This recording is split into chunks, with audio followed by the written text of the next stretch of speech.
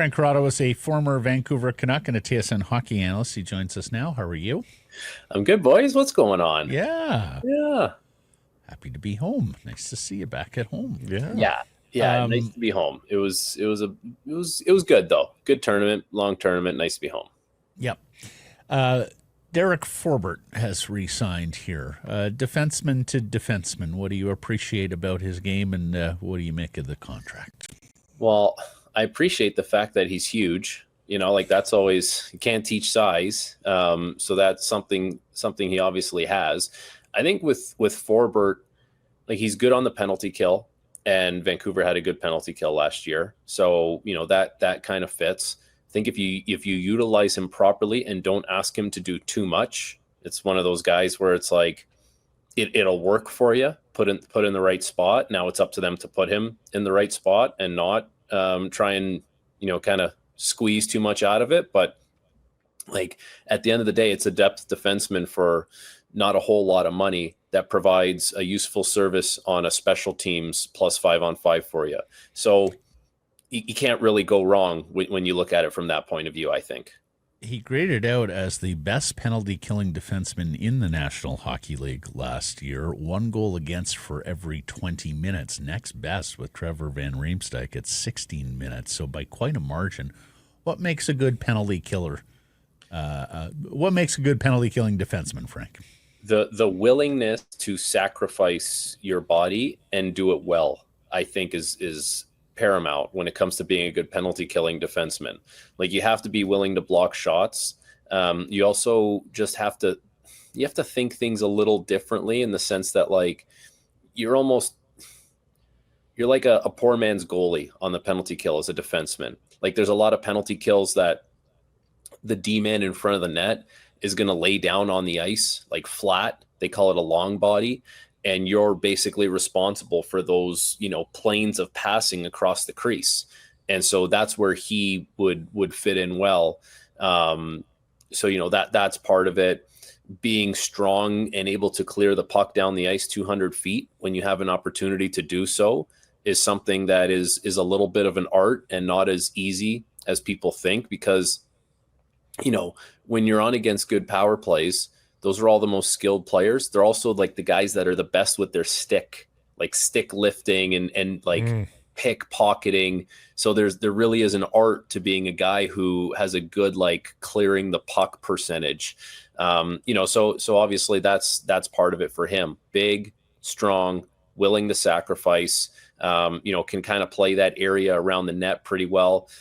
And there you go. Like that's your Derek Forbert penalty killing experience. It feels like he gives them some more depth, obviously, knowing that he's coming back, but he's been oft injured, so you don't have like total comfort in his availability, and you just have so many young players that you don't know which ones are going to hit. Like, is now the time to trade from your position of strength, quote unquote, in defense, or do you need to wait a year to see who hits? Elias Pettersson, Mancini, Wielander. Do you need to know who's tracking the best here to make a better educated decision on this?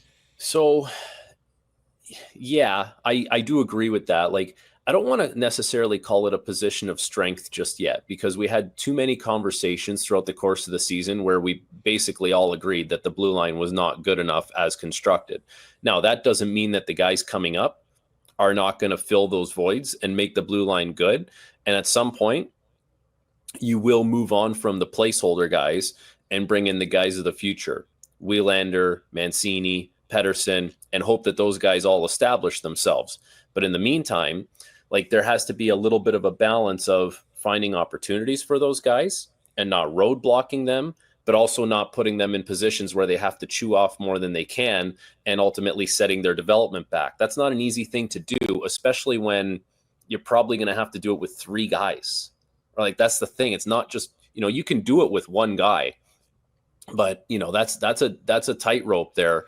Ultimately, if the players are good enough, they'll get there and you'll make the decision, but you have to know that they're going to get there. Like they do need some opportunity. But I guess part of that, Blake, is you talked about Forbort being injured at times. There's a way in. Like there's Philip Hronek has missed time. Quinn Hughes has missed time. Like all these guys have missed time, really, unless I'm blanking on someone that hasn't. But they've all kind of missed, chunks of time. So there's your little openings, and those guys, the guys that are knocking on the door, they have to show that when they get those chances, they don't belong in the minors, and then management can act accordingly. Yeah, I believe Marcus Pettersson would have been the only one not to miss an extended period of time. Can I ask a devil's advocate follow-up? You say with the three young guys, not roadblocking them, giving them opportunity, but not too much, biting off more than they can chew. Does that job not get principally easier by moving one? Like, would that be a catalyst towards making a trade there? The thinking, the logic? Like if you just move one of those kids. Yeah, so now you're only having to deal with two young defensemen who you're still sort of feeling out, and they're still feeling out the NHL. If you're bringing back a scoring forward, sure. You know what I mean? Like if you can fill a void on your roster elsewhere that helps you stay competitive now and addresses another need. Like, let's not forget, this team needs to score goals. That was the biggest issue this team went through last year. They just couldn't score. So, you're basically saying we'll give up on a guy who we think is going to be a 10-year defenseman for us, but we need the help scoring. And so that's the pitch job and the sell to another team. But you're trying to sell them on the future with that player, and there's no guarantees on the future either, right? Like it's not easy. It's not easy to flip-flop that. Is there an obvious trade partner out there for the Vancouver Canucks that you see right now that if you did want to go down this road, if you did want to make a trade from a defense or with a defenseman, is there anybody that just screams Vancouver Canucks right now? So if you were going to give up a young defenseman and try and bring back a scoring forward, like I'm trying to think who has a surplus of forwards kind of just hanging around like that. It's hard to say right away. This is also the issue with like the 32 teams now. And we're going to see this with free agency. And we just saw it, like Brock Nelson just re-signed in Colorado. And with new cap space too, right? So, and it's like teams are just going to keep who they got because what else is out there for you? Right. And so like that's going to apply with situations like this where you really want to bring in a scoring forward. Sure. Like who's dying? Like who's got too many of those guys kicking around? It's not really plentiful, especially when teams like, if I look at the teams that missed the playoffs last year that were kind of close on things. Like if I go to the East, Columbus scored a ton. So maybe that's one, right? Like Columbus scored a lot for a team that missed the playoffs, but Detroit didn't, so they're looking for scoring. And then if you go to the West, it's like, Calgary's dying to get scoring players.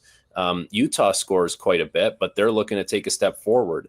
Like, I don't know if it's as simple as, hey, I have one of these three defensemen who's got some scoring help for me. It's going to be like that. It's tough to orchestrate that because there's a lot of demand for it from teams that miss the playoffs. Well, and the other thing that a dynamic I think will be playing out this summer too is like the Chicagos and the San Joses of the world, I think, are tired of being terrible. Right? Like, yeah. I don't think you have any motivated, let's get to rock bottom, rebuild teams out there.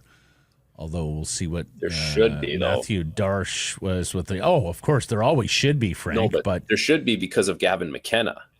Like if you're already bad, and you should look at it and say, what's one more year of being bad?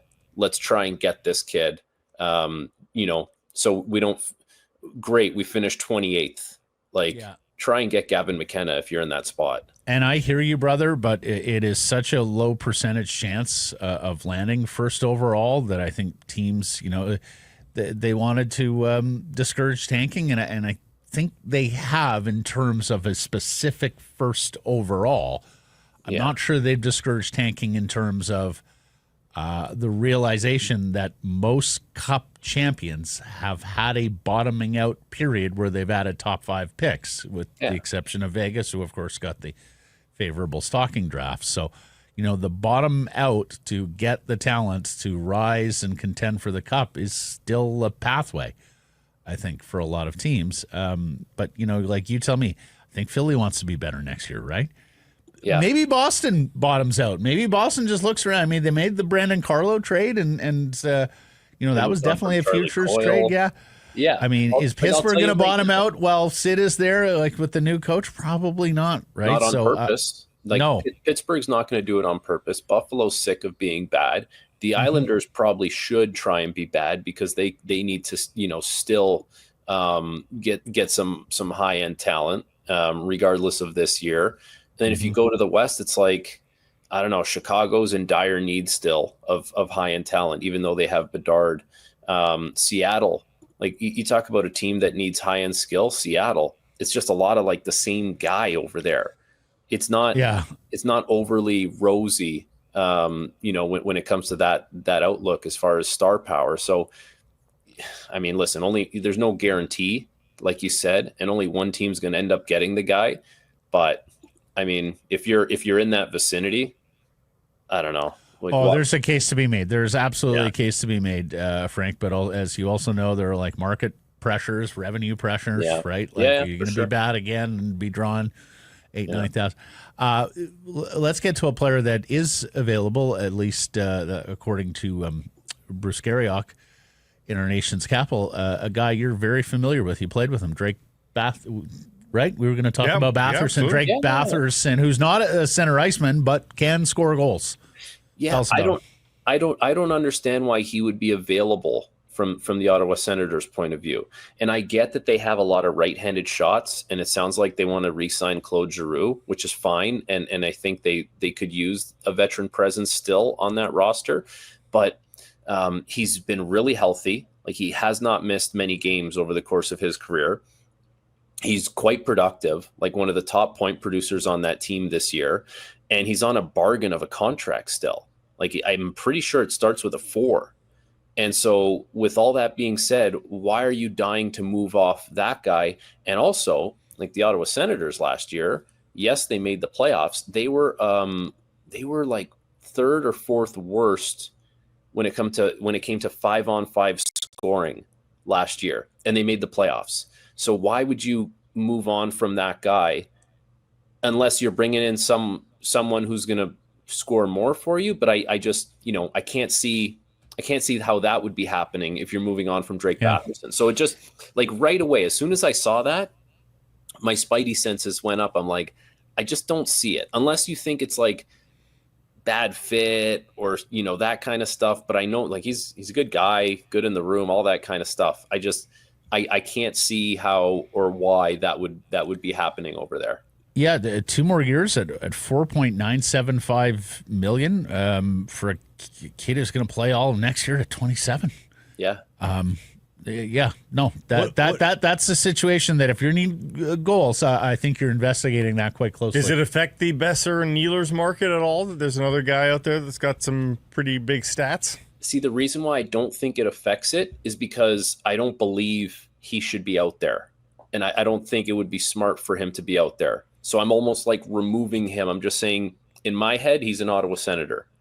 And so with that being said, it's like, it doesn't affect the Besser or the Ehlers thing.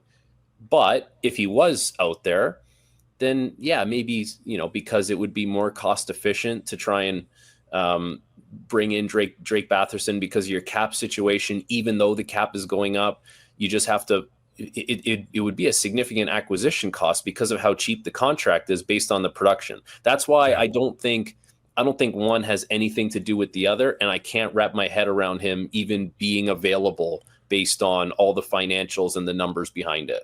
Back to the holding on to guys. I also believe he is Frank's last Belleville Senator connection. Oh, is he? The NHL. Now that Eric Brandstrom's in Europe. Yeah, he's in Europe, and that's the last guy that I played with that's still in that organization. That's crazy, hey? Yeah. 5 years ago. Gustafson and Decord, boy, like you had future NHL starters there. We were first in the Eastern Conference when COVID shut us down. We were going, man. We were going to do Calder it. Cup. Let me ask you this: with all these incumbents, if you will, like Nelson re-signing, Like, do the Canucks just need to re-sign Brock Besser from Pius Suter? Like, is that their safest bet here at this point? Or, like, given the cost it's going to be to acquire a legitimate second, should they just re-sign everybody themselves? Follow the suit that everybody else is doing? I think the question is, can they re-sign those guys? Not should they. Like, should they re-sign Pius Suter? Sure. Like, can you? I'm sure you could. I don't know if you're going to be able to sign Brock Besser. Like, if I'm Brock Besser and I got equal offers now or more money to go elsewhere after the way things went down after the trade deadline, probably I would say Vancouver would be lower on my return call list, if you want to call it that. Yeah. The Pius Suter thing, like we talked about it, I think last week, the center ice market really gets thin after you realize there's certain players only negotiating with certain teams. So of course, it probably makes sense to bring back Pius Suter. It depends how high the offers are going to be, like how high they're going to run the numbers up on you. But I think the Suter one is more realistic than the Besser one, even though there's more history with Besser as a Vancouver Canuck. Yep. And we mentioned Brock Nelson, but Yanni Gord, Noah Cates, some thought he was available, restricted free agent. It's drying up. Yeah. Before we say farewell, I want your take on the Stanley Cup Final. Two heavyweights here, a rematch for the first time in ages. And what do you think? How do you size this up, Frank? What do you think is going to separate and decide the winner here? It's interesting. So I think the depth battle, you always talk about the Stars. I think the Stars are pretty consistent for both teams. I'm not worried about that. Although Matthew Tkachuk is obviously playing through something. He's not 100%. That goes without saying.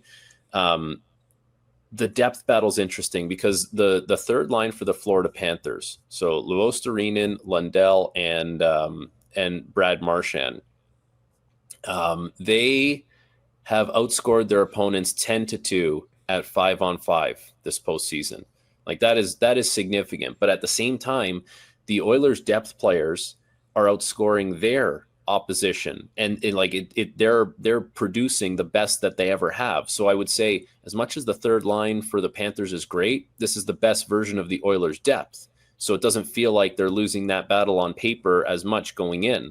I think a lot will hinge on Stuart Skinner. Is he going to have a bad game in this series? For sure he is. Is it just going to be one, though? You know what I mean? Like if it starts turning into 2 and 3, okay, well, now you're in trouble. But if it's only one, hey, you were going to lose a game anyway to the Panthers. So big deal. Just find a way to have your best version of your stuff at some point in the series. I think it's a long series. I would say it goes the distance. And I think if it does, there's no way Connor McDavid is going to go pointless in game 6 and 7 2 years in a row, which is he did that last year. There's no way he does that again this year. I think it's the Oilers in 7. Attaboy. I do like the fact that Cinderellas are fun, but it's nice to have just probably the two best teams, the most deserving teams in the Cup Final, right? Isn't that the case here? I would say so, but like this Edmonton Oilers team is really resilient. They were a tough watch at times in the regular season. Really tough watch, guys. End of the year, Frank, they were miserable. Just everything about them was tracking the wrong way. So they're resilient. Hats Give them off. credit. Yeah. Although we talked about it yesterday, like could you not see Stanley Cup lowered down the years here when the book is written? If the Oilers win this, Jim Hiller and that coaching challenge completely changing the momentum for them, because they are down and nearly out in that series, and then just a mind-boggling coaching challenge from the LA Kings. Yeah, it's funny now. They score twice quickly, and there you go. They're off to the races after that. It's funny watching, like, they do the behind-the-scenes stuff. I think it's called the Oil Drop or something, and they have some clips. You only get to see what they want to show you, but they have some clips of early in that series, and you watch it back, and you're like, man, we were way more panicked on the outside than these guys were on the inside about that whole start to that series. So credit to them. They seem poised. Fair enough. Look forward to it. Look forward to our hit next week. Thank you for this, Frank. Till then. Thanks, boys. See ya.